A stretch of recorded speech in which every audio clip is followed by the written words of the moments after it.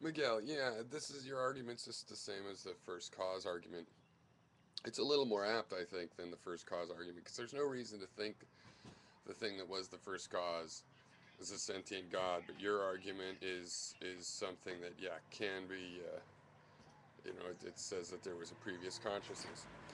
It reminds me of a passage that Deland and Cole just read from Bertrand Russell about why he was an atheist, why Bertrand Russell was an atheist, and he addresses the first cause. And the issue is this.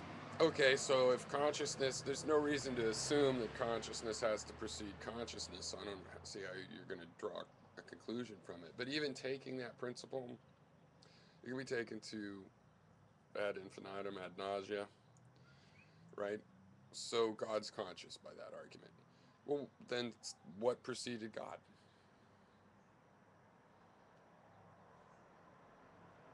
God's conscious. Every bit of consciousness is preceded by consciousness. So what preceded God? In the first cause arguments, like, well, what caused God? What the first creator? Why is He first? If there is some mechanism by which God's consciousness could come into being without it already having to be there, then that could be true of other consciousness.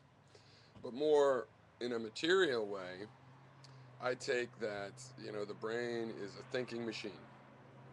So it's analogous to a computer in that sense. And do you need a computer, a running computer, to create a running computer? No. You can spark up that phenomenon from the parts.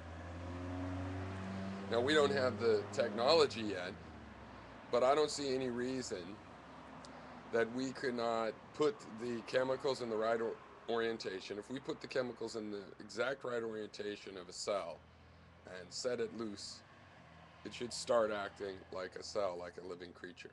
If you did that for a human, you know, you ought to be able to do that. You wouldn't necessarily even have to understand everything about how it works, right? If you could just understand the chemistry of the human body well enough to recreate one, let's say that you didn't even understand how all the parts work together. You're not an engineer that could create it from scratch, but you copied the structure into a computer, then you took the raw chemicals and you created a copy of it. I think it's safe to presume that that thing would be alive, and yet it wouldn't have been preceded by consciousness. Okay, it would have been preceded just by data and raw chemicals. And you could say, oh, well, no, it was preceded by our consciousness. Fine, but that doesn't mean that you couldn't have an evolutionary process that creates that same structure, and that seems to be what we have. And in the end, if you want to follow this has to be conscious thing back, then you have this problem of, well, okay, what was before you want to ascribe God as that initial consciousness, but it was a consciousness, would be subject to the same logical rule of requiring another consciousness to create it, so on and so forth, back infinitely, right? So why would you have to do that? What do you really gain from that?